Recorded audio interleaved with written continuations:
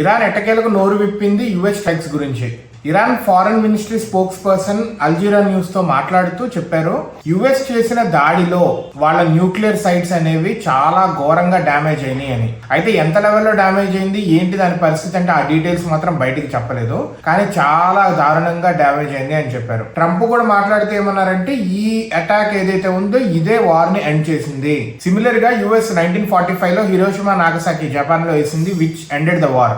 అదే విధంగా ఈ న్యూక్లియర్ సైట్స్ మీద దాడి చేయటంతో వార్ అనేది ఎండ్ అయింది అని ట్రంప్ చెప్తున్నారు. అదే విధంగా ఇరాన్ అనేది కొన్ని డికేట్స్ వెనక్కి వెళ్ళింది న్యూక్లియర్ బాంబ్ తయారు చేయడంలో. ఇప్పుడు అప్పుడే కూడా చేయలేదు, పూర్తిగా నాశనం అయింది అని చెప్పి ట్రంప్ కూడా పేర్కొంటున్నారు. ఇరాన్ వాళ్ళు ఇప్పుడు ఇక ఎన్రిచ్మెంట్ మళ్ళా చేస్తారా, మళ్ళా స్టార్ట్ చేయరా అంటే that should be the last thing. ఒకవేళ చేస్తే మళ్ళీ ఇదే జరుగుతుంది అన్నట్టుగా ట్రంప్ చెప్తున్నారు. ఇరాన్ వాళ్ళు బాంబులు పడ్డాక ఏంటి అబ్బెబ్బే అర్రే ఏమీ కాలేదన్నారు. చిన్నగా గుట్టు రట్టు అవుతుంది వీళ్ళది. కానీ ట్రంప్ బాంబులు వేసిన తర్వాత కూడా ఇరాన్ వాళ్ళు ఏమన్నారు, ఇరాన్ న్యూక్లియర్ ప్రోగ్రామ్ అనేది ఆగదు అన్నారు. మరి ఇప్పుడు ఇరాన్ వాళ్ళు ఏం చేస్తారు? వీళ్ళు బాంబులు వేసారు, తర్వాత ఇంకా స్టిల్ వీళ్ళు ఎన్రిచ్మెంట్ అనేది చేస్తారా లేదా అనేది చూడాలి.